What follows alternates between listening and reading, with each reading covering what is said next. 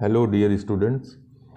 Uh, Today in this video lecture we will be discussing about the relationship between discipline and subject. There are different theories regarding how the school subject relates with the academic discipline. That will be the focus of our lecture. In this part 1 of the video lecture, we will discuss about one of the theories that establish the relationship between discipline and subject. But before we start with that, let's just summarize what we have already learned about discipline. So if you remember, we have already seen that discipline is a body of knowledge, and that body of knowledge is related to a specific domain. So we say that discipline characterizes a specific domain knowledge. Second, we have seen that every discipline is characterized by a specific methodology by which knowledge is created in that discipline. And third, we have seen that there is a tradition of discipline, and there is a continuity, intergenerational continuity in discipline, and that was due to continuity in the problems of the discipline. The problems in one generation are linked with the problem in the next generation, and that constitute the genealogy of problems. And due to this interconnectedness of the problem, we see a continuity in the discipline even though the generations have changed. So these were the three important characteristics that we have seen in our understanding of discipline.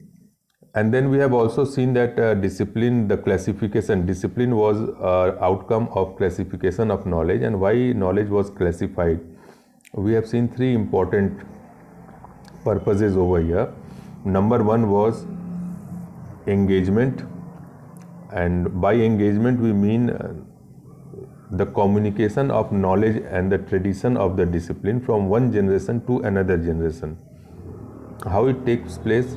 It takes place through communication, and more specifically we can say it takes place through teaching and learning in that particular discipline.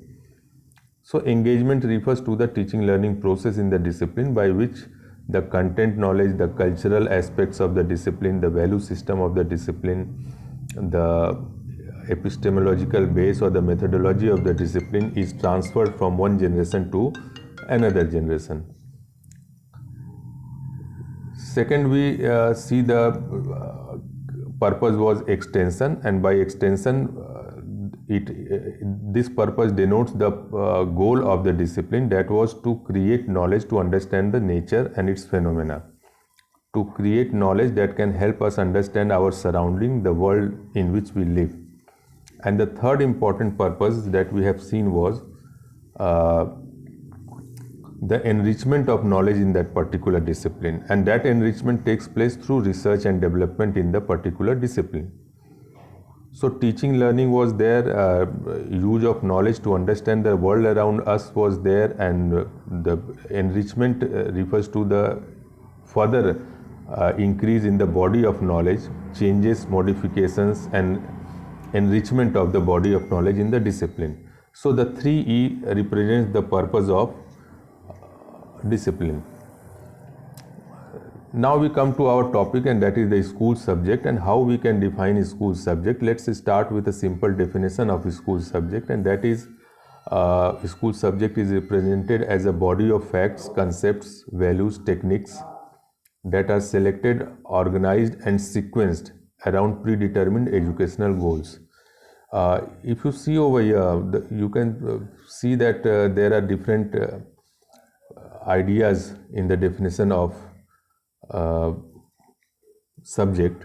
It is represented as a body of facts, it is represented as the concepts, as values, as techniques that are organized and sequenced around educational objectives. Now if you see the earlier part, the organization of the facts, the concepts, the values and the techniques, we find certain similarity with discipline. That means there is an overlap in the definition of a school subject and academic discipline, and that shows that there is a relationship between a school subject and academic discipline. So now we come to the point that a school subject is somehow related to academic discipline as well.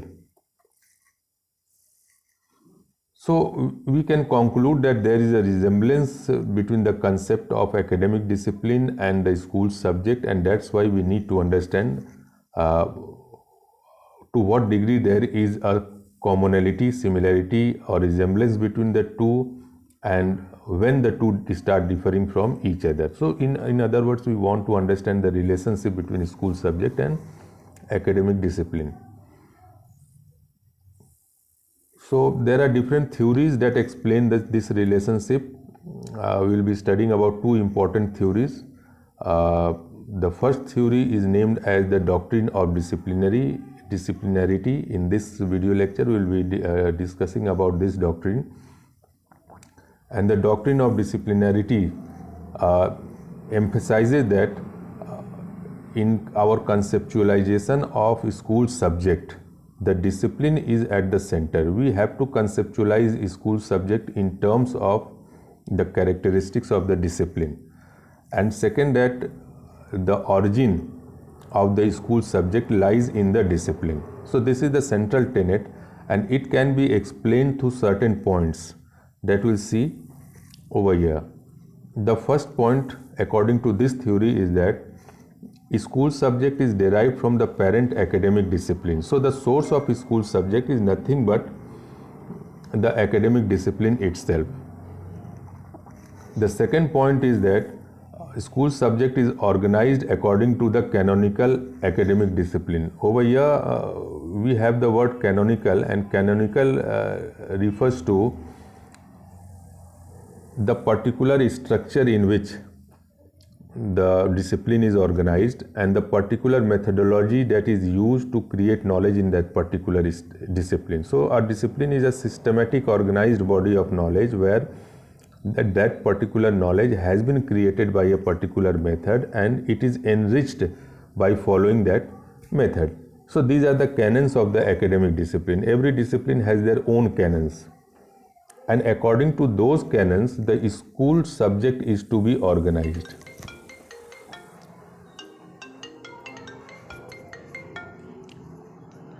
So we see over here the relationship between school subject and academic discipline. The third point that arises over here is that the structure of school subject has a close correspondence with the structure of academic discipline.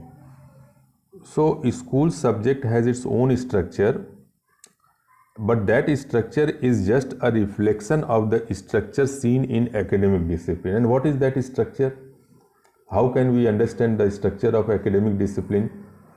For that, again, we have many thinkers writing about it, and some people have said that the structure of disciplinary ideas, structure in an academic discipline represents the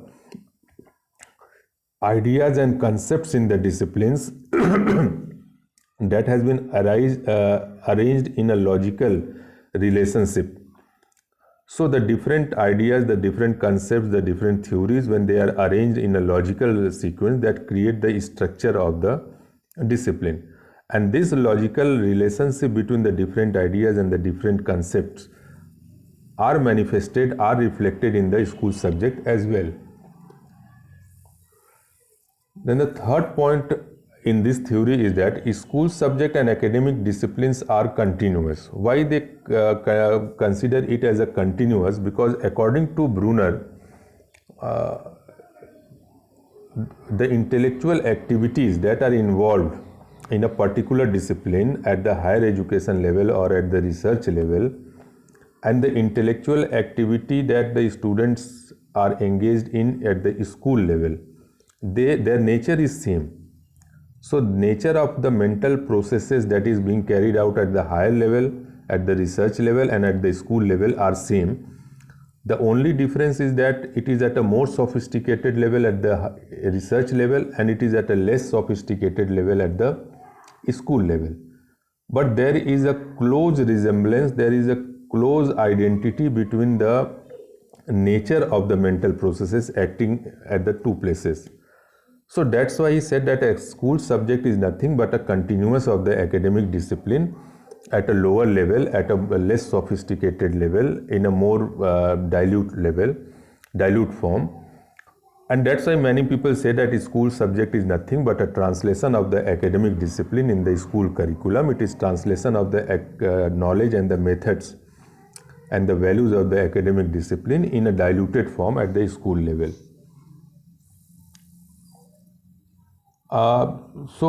We have understood the doctrine of disciplinarity, that the main central focus of this doctrine was that every school subject is originating from the academic discipline. It has its origin in the academic discipline.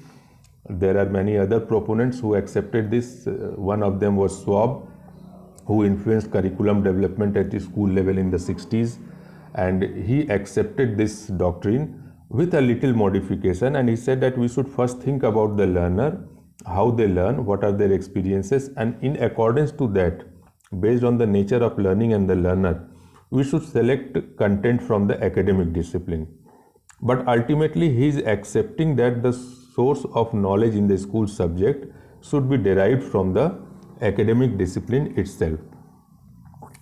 Then there was Hurst, who in the 1967 presented that there are different forms of knowledge, and he listed 7 different forms of knowledge, and he called these different forms of knowledge as disciplines. So according to him, there were 7 different disciplines that included maths, physical science, human science, literacy and arts, religion, history and philosophy.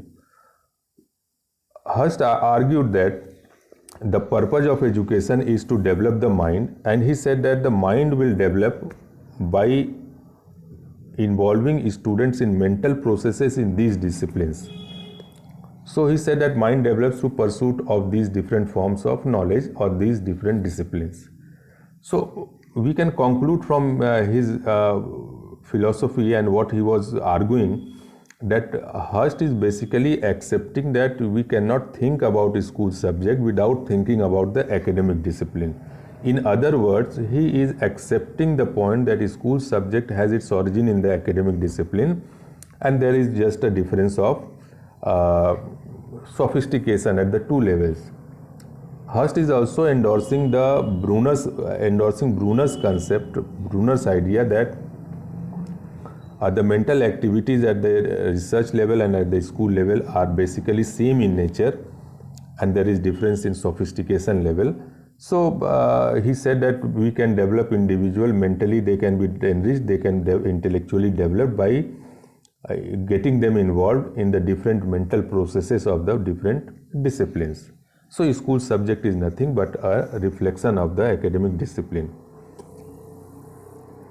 But however, doctrine of disciplinarity is not without criticism. There are several criticisms of this theory as well, and 2 important criticisms presented by Tanner was that, first of all, it laid much emphasis on maintaining the purity of knowledge, and that's why this purity of knowledge is being maintained by focusing, emphasizing more and more on the dictates coming from the academic discipline.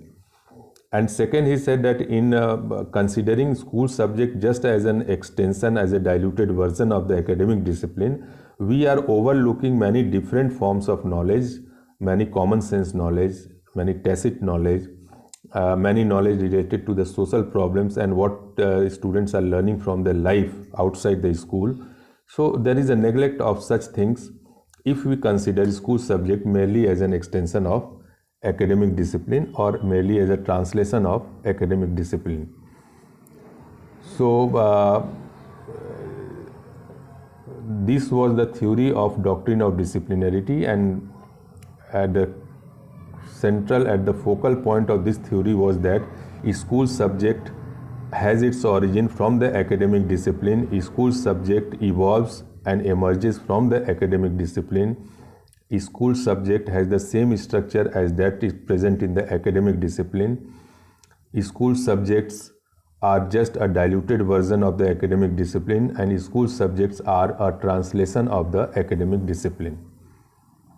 So students who go through this video and try to understand it, if there are any problem, we'll discuss it later on. And in the next video, in part 2, we'll see about the second theory of the relationship between school subject and academic discipline.